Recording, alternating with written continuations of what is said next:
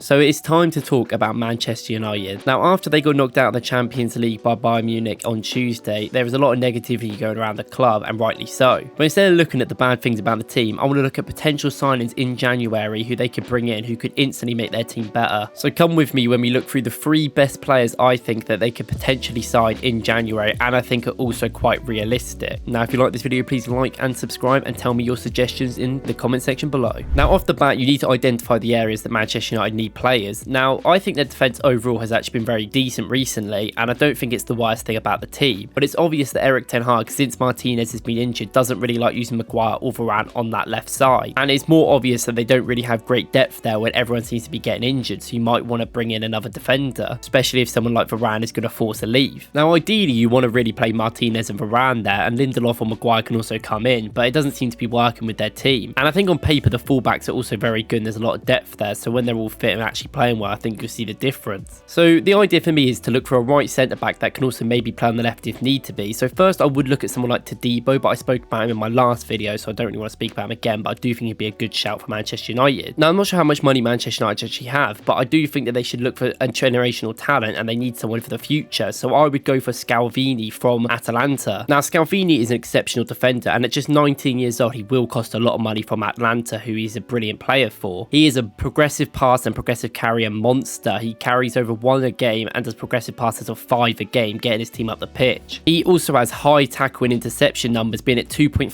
interceptions per game and being at 2.3 tackles per game, which is very high. And honestly, he is so good with the ball. He is so good at passing the ball around, and he's an excellent technician. He's so good and comfortable on the ball, and he's very composed, having a level head back there at such a young age. His long passing ability can also help Manchester United's wingers get in behind with Antony and Rashford. And under pressure, he's also very good. He's very good at dribbling and carrying the ball around defenders and moving up the pitch, and he actually creates a lot considering he's a centre back for his position, having 1.3 shot creating actions per game, which is at loads for a defender. And this is something that Man United just simply don't have. He makes more progressive passes than anyone on the team, and the only person that makes more carries than him is Martinez, who I think he'd be probably playing next to most of the time. He's also a tall physical defender, so he likes getting tight on his attackers and trying to stretch to get the tackles in, but sometimes this does seem quite bad because he does get turned, and sometimes he's so far up the pitch it leaves some gaps in the back. And with Atlanta playing a free back, usually there's usually players to cover, but Man United won't. He's also had experience at playing in that left centre back role and playing in defensive midfield, so if Man United need to shuffle around the pack if there's some injuries, he can definitely do both jobs. And he's very athletic, very good on the ball to play in any of them positions. And I think overall he'll close that gap between the midfield and defence and usually help the midfield with everything he can do, with other players not really doing that. I think at 19 he would be an excellent signing, and there will be a little bit of mistakes with his games, but I do think it would definitely improve. And he is honestly a generational talent, and he plays for a club that Manchester United could buy players off, as they just bought Højlund last year from them. And it will cost a lot of money to bring him in, but in January, if they've got the money, they should definitely invest in him if they get rid of Varane and get some money for him. Transfermarkt have him at 40 million euros, but he could end up costing a lot more than that because of his age. For other options, obviously Todibo would be a brilliant option as well. I would go for him. Check out my other video if you want to know more about him. And I think Tapsoba would be a brilliant option, or Hinekapi, also from Leverkusen, who's not getting played as they are big ball possession sides and can play on that left side of the back four. Moving on from the defence, I think there's been a lot of questions around Manchester United's attacking line, and they've not really been performing a lot of games this season. None of the front line have consistently scored this season, and Rasmus Højlund, they spent a lot of money on, hasn't got a goal in the Premier League and has only had 5 shots as well. Now, this is why I don't necessarily think it's his fault, so I will be suggesting a winger that can definitely help him with the services, but I do think Manchester United should still look to buy a cheaper striker option in January, or at least someone that will actually help the tactics more than necessarily being a generational talent. With Scalvini, I went for someone that is very expensive that might not be easy to get, but this with the striker option I feel like is very much gettable and would not be that expensive. So for me, the number one choice for Man United's got to be Ivan Toney this January. I know a lot of teams are going to be in for him, but he hasn't played in 6 months is also a risk, but I really do think he could help Man United. Højlund for me is a predatory striker that stays in the box. He does work outside the box and has helped the team, but he's primarily waiting for them chances in the box, getting in good positions. Now, I think you could get another player like this, but I don't think that's really what Man United need, because I feel they need more build-up play and help in their midfield to try and actually get the ball up there anyway. Maybe putting their wingers in better positions to score rather than really deep and out wide. I think Toney can come into midfield and sit there and also help the build-up play in around with the players there, helping Mount and Bruno try and get on the ball a lot more and try and get the ball out to Rashford and Antony closer to the goal. I also think the main thing is that Toney works incredibly hard. I think this would help Erik ten Hag's pressing, because obviously we're seeing Rashford and Martial half press and it's not really good enough. Toney for Brentford is the key of preventing the opposition from building up, and I think he can obviously help Man United win the ball a lot further up the pitch. They can get a lot quicker and then transition. I also think as a defensive forward, he actually just helps them a bit more, gives them a bit more cover and less space for the other team. And I also think it helps Man United as a team probably work together. I think the main thing about Toney is he helps the players around him. He will force the opponent's centre-backs backwards to create space for players around him, maybe giving Rashford some more time on the ball. He's quite smart of how he works around with the ball, and he's very good at ball progression and retention. He wants to keep the ball a lot and keeps his team getting in there until they get into a good position. His hold-up play is also amazing. If Onana can get the ball out to him out by himself, he can definitely hold it up and go past a few players. But at least he gives Man United a bit more pressure. Maybe you can always play him with Højlund as well, giving Højlund them chances up front. Now, I don't think Toney's perfect, because obviously I would probably just keep Højlund in, but it can definitely be an option in January, as it looking like Brentford are willing to give him up on a loan with an option to buy in the summer for around 50 mil, which I think is perfectly fine for Man United. If you want to get a proven striker in the Premier League in, this is your chance to do it. There will be competition by Chelsea and Arsenal, and we'll have to see what happens with that, but I do think this could be an option. I think if you're looking for alternatives, I think Taremi would be a good option. He's another big man. He'll just sit in the box. Doesn't really help Man United with creativity though, but he has got good numbers, and he does still get a lot of assists for Porto. I also think Jimenez for Feyenoord would be good as a natural goal scorer and helping up with build-up play, but these players aren't experienced in the Premier League, so it'd be interesting to see how they do straight away. Also, someone like Sekou Guirassy has been on form this season, could be a cheap option. Now, the last signing I think would be brilliant is someone that can play anywhere across the front line. He's actually been linked to them in real life, is malen. Now, I think this is a very realistic signing. I could see Sancho going back to some sort of loan to Dortmund and then getting a player in return the other way, maybe a loan or a player on permanent. I think malen is a very good player for that to be. Malen established himself as a starter for Dortmund last season, and to the end of the season he went on amazing form, getting loads of goals and loads of assists, and actually finishing the season pretty respectfully. While his goal contributions this season have dropped off and he only has 4 goals, he's actually been very good, and even though he's been dropped to the bench recently, I actually think he's a very good player to pick up. Going forward, he's averaging a 0.56 non-expended penalty goals per game and has a 3.8 shots in total, which is actually very, very high and very encouraging considering Højlund's had 5 the whole time. His non-penalty XG plus assist XG is actually at 0.72 per game, which is very, very good. And he's very good at standing up defenders, with successful takings on being 2.76 per game, with having 5 touches in the attacking penalty area per game, which is also very high. He's a very direct player and loves running at people. He's also very quick, and he often makes very good decisions on every side of the pitch he is, and he's very versatile, playing on the right and the left and in the middle quite a lot. With him being so direct, I think this could help Man United. He's very quick and just makes decisions very quickly. I can see him going down either side or even up front, being such a versatility option where he can really lift the team going forward and give him a lot of confidence, and I think him working with someone like Bruno Fernandes will work brilliantly. He's also another person that works insanely hard and really does try to press and get back, and he's very good presser for Borussia Dortmund, and he works his way